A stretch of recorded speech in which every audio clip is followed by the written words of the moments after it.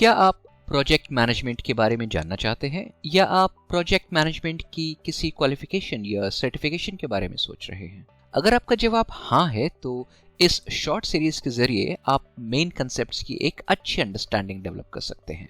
इस सीरीज में अधिकतर concepts project management body of knowledge में दी हुई जानकारी पर बेस्ड है, जो कि पीएमपी और अन्य प्रोजेक्ट मैनेजमेंट सर्टिफिकेशंस की प्रिपरेशन में काम आती है। तो आइए शुरू करते हैं और इस सीरीज के पहले एपिसोड में प्रोजेक्ट मैनेजमेंट के मेन कंसेप्ट्स को समझते हैं। मान लीजिए कि किसी कंस्ट्रक्शन कंपनी को 100 फ्लोर्स की एक बिल्डिंग बनानी है, या किसी टेलीफोन कंपनी को नया कॉल प्लान लॉन्च करना है, या किसी कंज्यूमर गुड्स बनाने वाली कंपनी को बिस्किट का नया फ्लेवर लॉन्च करना है।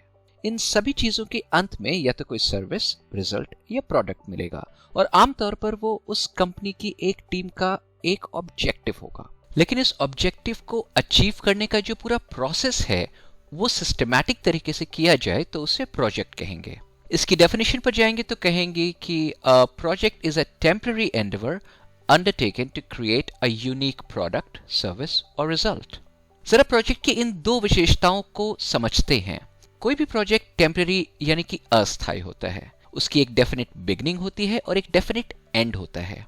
प्रोजेक्ट खत्म तब होता है जब या तो उसका ऑब्जेक्टिव यानी कि उद्देश्य पूरा हो जाता है, या ये डिसाइड कर लिया जाता है कि ऑब्जेक्टिव पूरा नहीं किया जा सकता, या किसी कारण से उस ऑब्जेक्टिव को पूरा करने की जरूरत ही नहीं रहती। और कोई भी प्रोजेक्ट यूनिक इसलिए होता है क्योंकि वो बाकी प्रोजेक्ट से किसी न किसी तरह अलग होता है। जैसे कि अगर बिल्डिंग बनाने का प्रोजेक्ट है तो बिल्डिंग का शायद एक नया डिजाइन, कलर या लोकेशन हो सकता है। लेकिन ये इतना बड़ा और कॉम्प्लिकेटेड प्रोजेक्ट पूरा कैसे होता है, इसको समझने के लिए थोड़ा ओवरव्यू लेते हैं, यानी कि ऊपर से देखते हैं। घबराइए नहीं, 100 फ्लोर की बिल्डिंग के ऊपर चढ़कर देखने की जरूरत नहीं है, बस ये जानना है कि वो बनेगी कैसे।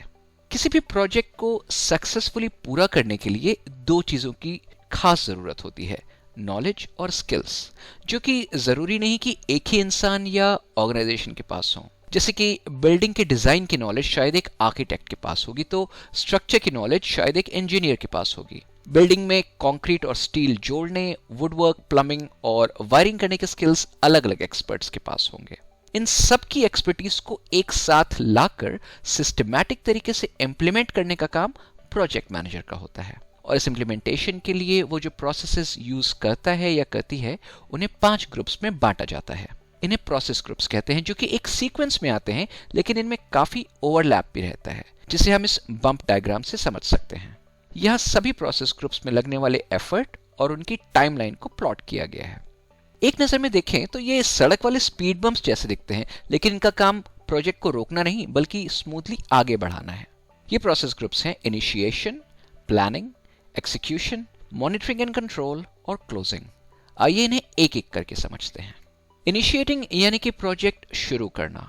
इस दौरान मेन काम होता है प्रोजेक्ट को डिफाइन करना, फॉर्मली ऑथराइज करना, फंडिंग अप्रूव करना और मेन स्टेक होल्डर्स को आइडेंटिफाई करना। इन स्टेक होल्डर्स में प्रोजेक्ट के इंटरनल टीम मेंबर्स भी हो सकते हैं और एक्सटर्नल कस्टमर्स या सप्लायर्स भी हो सकते हैं। प्लानिंग के दौरान प्रोजेक्ट टीम असेंबल की जाती है और एक ऐसी स्कीम तैयार की जाती है जो कि निर्धारित समय और खर्च के दायरे के अंदर रहकर प्रोजेक्ट के उन सभी ऑब्जेक्टिव्स को अचीव कर सके जो स्कोप में हो। यहाँ स्कोप का मतलब है प्रोजेक्ट के ऑब्जेक्टिव्स की सीमा। जैसे कि अगर हमारा ऑब्जेक्टिव है 100 फ्लोर की बिल्डिंग बनाना, तो वो हमारा स्कोप है। अगर कंस्ट्रक्शन के बीच में कोई खड़ा हो जाए और कहे कि भाई 100 के बजाय 110 फ्लोर बनने चाहिए, तो आप अपने स्कोप के बाहर जा रहे हैं। एक्सिक्यूशन, जिसे हिंदी में निष्पादन भी कह सकते हैं, इसमें प्लानिंग के दौरान बनाई गई स्कीम पर काम किया जाता है। प्रोजेक्ट मैनेजर इस दौरान प्रोजेक्ट टीम को डायरेक्ट करता है और टीम मेंबर्स को रिसोर्सेज उपलब्ध कराता है। पूरे प्रोजेक्ट में सबसे ज्यादा टाइम और एफर्ट एक्सिक्यूशन में ही लगता है और ये प्रोजेक्ट का सबसे बड़ा हिस्सा होता है। मॉनिटरिंग एंड कंट्रोल यानी कि निगरानी और नियंत्रण, इसमें ज्यादा एफर्ट नहीं लगता, लेकिन ये एक लो लेवल पर पूरे प्रोजेक्ट में चलता रहता है और एक्सिक्यूशन के दौरान पीक करता है। प्रोजेक्ट को मॉनिटर और कंट्रोल इसलिए किया जाता है ताकि कोई भी अनएक्सपेक्टेड इवेंट जिससे प्रोजेक्ट के शेड्यूल में रुकावट आ सकती है, उसे समय से पहचाना जा सके और उसे ठीक करने के लिए एक्शन लिया जा सके। क्लोजिंग यानी कि समापन, इस प्रोसेस ग्रुप में फाइनल ऑब्जेक्टिव को डिलीवर किया जाता है और प्रोजेक्ट को फॉर्मली क्लोज किया जाता है।